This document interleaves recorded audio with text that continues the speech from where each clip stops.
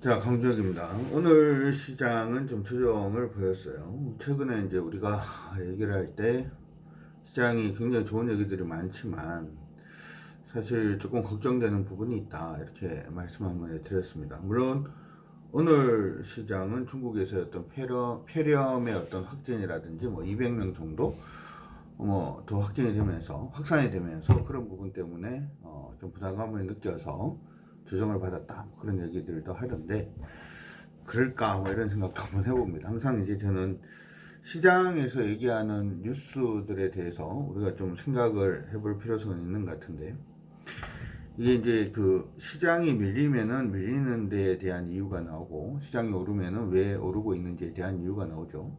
이게 어떻게 보면 우리 개인 투자자분들의 시각을 굉장히 가리는 그런 역할을 좀 합니다.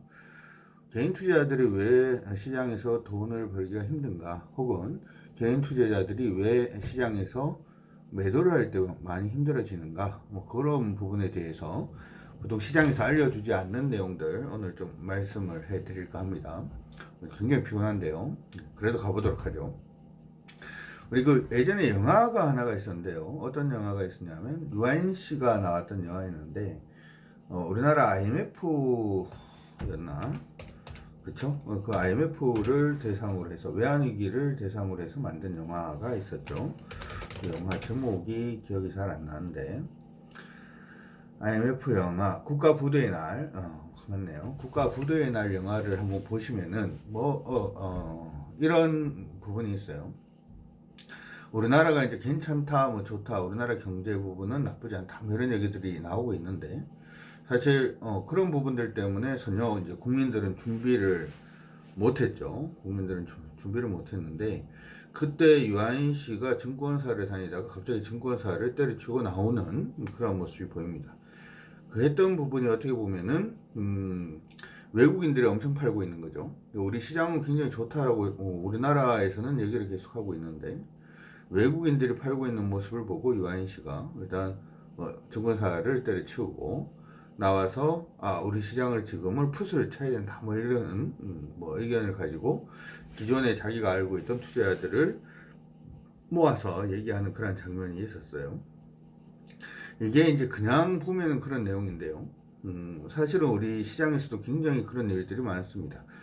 만약에 이제 그 시장에서 종목이 갑자기 뭐 여러분들 보통 보시는 뭐 이동평균선을 깨고 내려온다든지, 아니면은 뭐 추세를 깨고 내려온다든지, 아니면 이전 저점을 깨고 내려온다든지, 아니면 좀 큰 폭으로 밀린다든지, 뭐 그런 식의 모습을 일단 보이게 되면, 특히 그러한 종목들 자체가 옐로우 지수상에 되어 있는 종목들, 소위 말해서 증권사의 리포트가 나오는 종목군들 같은 경우에는, 만약에 이제 그런 식으로 깨지면 우리 개인 투자자들은 어떻게 행동을 하냐 하면, 왜 이 종목이 깨지는지에 대해서 뭐 네이버라든지 다음이라든지 뭐 이런 포털 사이트에서도 한번 찾아보고요. 아니면은 아는 증권사 직원이 있으면 증권사 직원들한테 물어보기도 하고요. 혹은 증권사에서 내고 있는 리포터를 참고를 하기도 합니다. 근데 보통 시장의 종목군들이 처음 무너지기 시작을 할 때는 나쁜 얘기가 거의 없어요. 뭐 좋은 얘기로 보통 타이밍을 놓치게 하는 경우가 굉장히 많습니다. 아까 이제 얘기했던 영화에서 국가부도의 날하고 비슷한 그런 상태죠. 만약에 영화 안 보신 분들은 한번 보십시오. 그런 영화들은, 그러니까 이게 완전히 역사 영화라고 하기도 그렇고, 완전히 이게 사실이 아닌 그런 영화라고 하기도 좀 그런데, 그런 식의 영화들은 주식 투자를 하시는 분이라면 한번 봐주시는 것도 좋을 것 같습니다. 이걸 한번 생각을 해보자고요. 우리나라에서 어떻게 그런 일이 있었느냐. 제가 이제 19일 날이었죠. 1월 19일 날 우리 강의를 한번 했었습니다. 그 종목을 찾는 방법, 그리고 이제 종목 찾았을 때 봐야 되는 부분, 그리고 종목 매수할 때 어떻게 매수를 해야 되고, 매도할 때는 어떻게 매도를 해야 되는지에 대한 4시간짜리 강의를 한번 했었는데요. 거기에 내용을 조금 발췌해서 말씀을 해 드리도록 하겠습니다. 그때 얘기했던 부분이 뭐였냐면 이거였어요. 지금 제가 화면 보여드릴 수 있는 스킬이 없어서 여러분들 한번 찾아보시면 좋을 것 같아요. 2018년도 5월 30일 부분부터 시작을 해서 삼성전자가 주가가 좀 많이 밀렸죠. 삼성전자가 보면 2018년도에 주가를 보게 되면, 이게 밀린 부분이 아니고 지금 5월달이 그거였다, 그쵸? 죄송합니다. 삼성전자 익명 분할하고 난 다음에 이제 얘긴데요. 액면 분할을 하고 이제 시장 안에 들어왔던 날짜가 5월 4일 날 일단 들어왔고요. 그러니까 5월 말 정도 되면은 이제 막 밀리기 시작할 때입니다. 종목이 밀리기 시작을 하는 그런 모습을 일단 보였는데, 그 밀릴 때에 증권사에서 나왔던 리포트들을 보게 되면은 5월 25일이었네요. 현대차증권에서 뭐라고 나왔냐 하면 주가는 밀리고 있는데 삼성전자에 대해서 5G와 인공지능의 신규 사이클에 주목을 해야 된다. 만약에 이제 삼성이 좀 밀려서 좀 부담을 느끼고 있다. 아, 이거 좀 팔아야 되나? 아, 왜 밀리지? 고민을 했는데 5G와 인공지능의 신규 사이클에 이제 주목을 하자. 이 얘기는 무슨 얘기일까요? 밀리고 있는데 팔아라는 얘기일까요? 아니면 밀리고 있지만 향후에 5G하고 인공지능의 신규 사이클에 주목을 해본다면 지금은 팔지 마라라는 뜻이 될까요? 아마 후자로 인식하시는 분들이 많을 겁니다. 이 리포트를 봐도 팔기가 좀 많이 힘들어지겠죠, 그렇죠? 팔기가 힘들어질 거고, 그 다음에 나왔던 현대차만 그런 건 아니에요, 그렇죠? KB증권에서 리포트가 나오는 걸 보면 이거는 5월 25일에 나왔습니다. 5월 25일에 나왔고 5월 25일날 주가가 지금 보면은 5월 25일날 주가가 얼마였냐 하면 분할하고 난 다음에 종가가 52,700원에 끝이 났네요. 좀 반등은 했습니다. 52,700원 정도에 끝이 났습니다. 이때 얘기를 했던 부분은 무슨 얘기가 나왔냐면 그때 이제 애플하고 삼성하고 특허침해 소송이 있었거든요. 근데 이 부분이 삼성전자 실적에는 전혀 무관하다. 팔지 말라는 뜻일까요? 팔아라는 뜻일까요? 팔지 말라는 뜻일 겁니다. 그렇죠?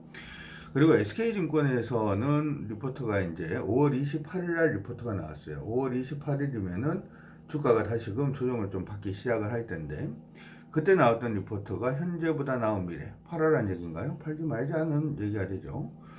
그러다가 이제 쭉 가다가 지금 보면은 삼성전자가 다시금 이전 저점 언저리까지 조정을 받기 시작을 합니다.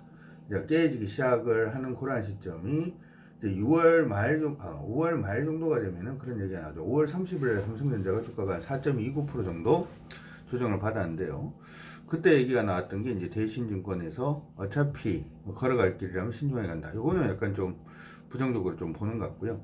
KB증권에서는 5월 30일에 똑같은 날짜에 리포트를 냈습니다. 삼성전자 주가 하락은 비중 확대이기에 비중을 늘리라는 얘기죠. 그렇죠? 비중 늘리라는 얘기고 그 다음에 보면은 하나금융투자에서는 5월 29일 리포트가 나왔는 게 삼성전자 호실적 저평가 그리고 배당 매력이 있다. 팔지 말라는 얘기죠.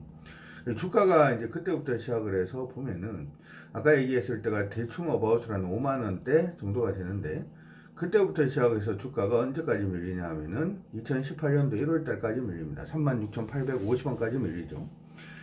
이게 이제 이런 거예요. 시장 안에서 내가 이 종목을 팔아야 되겠다라고 생각을 하고 난 다음에 뭔가 이유를 찾다 보면 이게 지금 팔 이유보다는 지금 밀리고 있는 게 괜찮다라는 리포트가 많이 나오고 정보들을 많이 볼 수밖에 없어요. 그러니까 이게 지금 팔아도 5만원 위에서 팔 수 있는 종목을 밀리다가 36,000원까지 끌려 내려가는 그런 경우가 생길 수가 있는 거죠.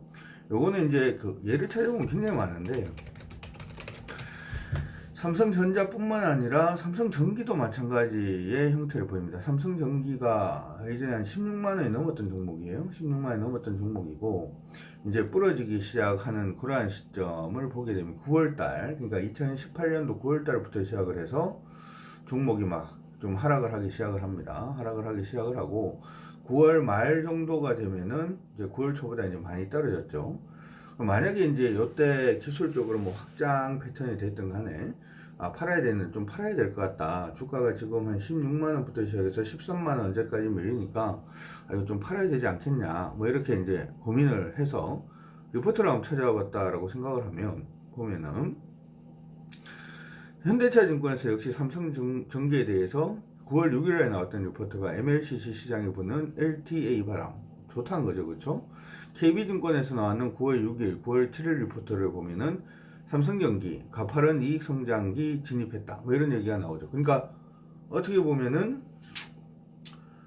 이걸 팔 수가 없겠죠. 가파른 이익 성장기에 진입을 했고 주가는 밀리면은 이거는 좋은 종목을 좀 싸게 살 수 있는 기회가 되겠구나. 뭐 이렇게 되지 않나요? 그러니까 팔기가 굉장히 좀 힘들어집니다. 주가가 하락이 좀 본격화되었던 9월 말 정도가 되면 키움증권에서 보면은 키움증권 말고요. 여기 보니까 대신증권에서 삼성전기가 두 마리 토끼를 잡고 있다. 뭐 이렇게 얘기를 합니다.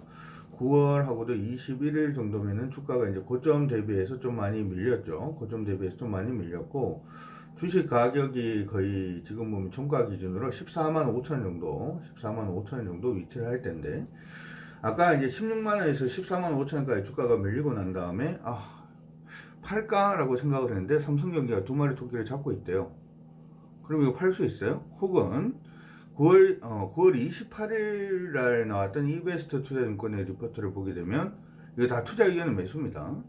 삼성전기가 실적이 고공행진을 지속하고 있다 이런 얘기가 나온단 말이죠. 그러면은 못 팔겠죠. 당연히 못 팔죠. 실적이 고공행진을 계속하고 있는데 주가가 지금 16만원에서 주가가 한 15만원 언저리까지 밀리면 이거 팔 수 있나요? 더 사면 더 살지 팔기는 굉장히 힘들잖아요. 근데 그때부터 시작해서 하락합니다. 그때부터 시작해서 하락을 해서 아까 얘기했을 때가 이 리포터는 지금 2018년도 9월달에 나온 리포터고요. 주가 하락은 언제까지 이어지냐면 2019년도 9월까지 이 리포터 나오고 1년 동안 주가가 밀려서 84,000원까지 밀립니다. 그러면은 거의 한 16만원 되던 종목이 8만원대까지 종목이 밀리면 거의 50% 반토막 났다는 얘기인데 1억 가지고 있었던 사람은 5천만원 된 거고 2억 가지고 있는 사람은 1억 된 거고 5천만원 투자한 사람은 2,500만원 된 겁니다. 그렇죠? 사실 이게 팔 타이밍이 왔을 때 이런 뉴스들을 여러분들이 항상 그렇게 해요. 개인 투자들은 저번에 어떤 분한테 제가 뭐라고 얘기를 했냐면 주식은 왜 그러냐가 중요한 게 아니라 액션이 중요하다. 종목이 이런 식으로 흔들리기 시작하면 내가 이걸 다 팔 거냐, 반 팔 거냐, 아니면 좀 버틸 거냐.